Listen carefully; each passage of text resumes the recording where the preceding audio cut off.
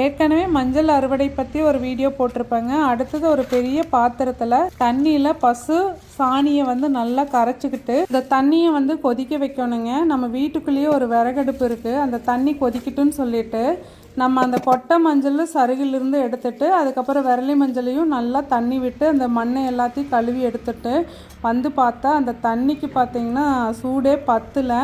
அதனால் வெளியில் ஒரு கல்லடுப்பு கூட்டி விறகடுப்பில் நம்ம அந்த தண்ணி கொதிக்க விட்டோம்ங்க. அந்த சாணி தண்ணி நல்லா கொதி வந்ததுக்கு அப்புறமா அந்த மஞ்சள் சுத்தம் பண்ணி வச்சிருக்கிற மஞ்சள் எல்லாத்தையும் போட்டு ஒரு கொதி வந்தோடனே மூடி வச்சிட்டோம். அந்த கொதியும் வந்து அந்த மூடியும் வச்சிருக்கிறதுனால அந்த சூட்லேயே நல்லா வெந்துருச்சு. ஒரு 2 மணி நேரம் கழிச்சு பார்க்கும்போது நல்லா செட்டில் ஆயிருந்தது. அதுக்கப்புறம் சுத்தமான இடத்துல அந்த தண்ணியை வடித்து மஞ்சளை கொட்டி வச்சிட்டோம்ங்க. இது சின்ன வயசுலயே பார்த்தது நல்லா ஞாபகம் இருக்கு. ஆனால் எதற்காக சாணியில் வேக வைக்கிறாங்கங்கிறது தெரியாதுங்க. தெரிஞ்சா சொல்லுங்கள். தேங்க்யூ.